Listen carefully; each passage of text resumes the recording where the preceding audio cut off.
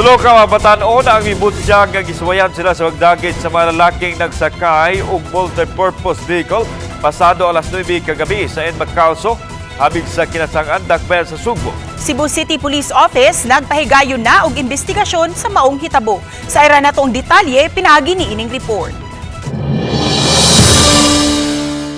Naistorya sa GMA Regional TV ang duha sa tulo ka mga batanon sa ilang panimay sa barangay Kinasangan. Ang 15 anyos nga si Cordapia, dili tinuod nga ngalan, gihilantan pa dihang among natubang tungod matud pa sa tumang kalisang. Mga alas 9 kagabi, may kuyog siya sa duha niya ka mga ig-agaw nga LGBT nga magpalit og cake ug manok alang sa birthday sa miyembro silang pamilya.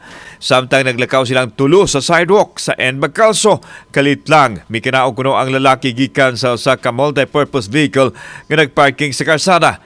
Din hinagisignit silang tulo kay ikarga sa kinan. Ang duha ka ig-agaw na kalingkawas human makalugnot apan siya ang nadala sulod sa sakinan. Gitaptapan matud pa ang iya mga mata ug adunay gipangutana kaniya ang mga lalaki. Dihang wa siya makatubag, gipakanaog ra usab siya sa sakinan sa mingaw nga dapit. Pagsulod sa van, yung sa mga dito sulod sa van. Ilaging nanasang inayawan. Yeah. Ningon ko wala dyan ko kabaw ng inayawan niya. Gipugos mo ko nila nga. Aw. Anong mga kabaw sa inyo? Gulang di mo swito dito sa mga dalan niya. Isa. Aw, pat yun ka naman yung ko. Iyo, ito niya ko. Napuntahan kay pamilya. Yeah. Bumana to kay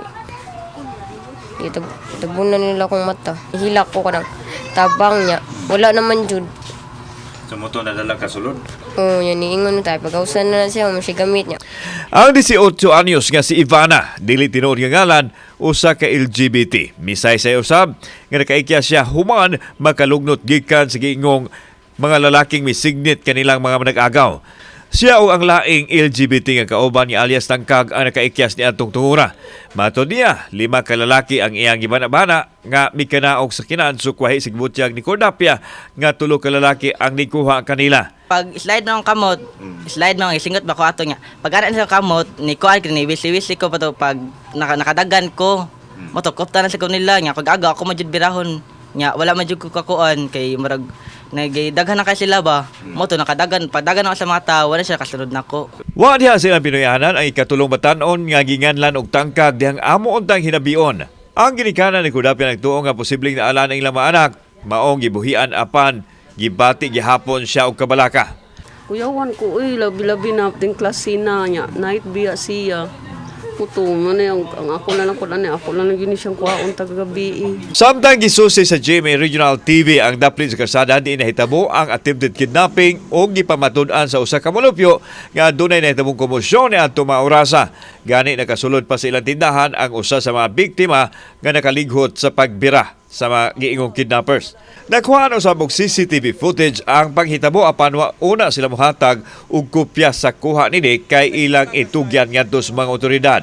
Ipa-check na ko sa akong husband ang among capture sa CCTV kay active man among CCTV dapit sa gate. Naglakaw to ang tulo, duha ka gay and then usa ka girl. Then wala lay minute ni dagan ang katong gay which is katong naglingkod na diri na nagisi na gid ang sinina and then nag-barefoot na gid siya. Ang kapulisan nagpahigayon na og lahom nga investigasyon sa panghitabo aron mahatagan og katin-awan unsay nagpaluyon ini ug galing tinuod man nga gisuwayan og dagit ang mga batan-on. So karon ato pong gi-coordinate nato sa kuan sa LTO para ma-verify og kinsa ang registered owner sa maong vehicle na Toyota Innova ug diha dayon atong ipatawag og kinsa man gani ang maong tag-iya. At the same time, atong ipa-check ang CCTV camera nga duol dito sa giingon nila nga place of incident. Taliwa sa hitabo gipasalig ni Cebu City Police Office Director Colonel Ireneo Dalugdog nga malinawon gihapon ang dakbayan sa Sugbo. Kita usahay mag-una atong unang-una ba.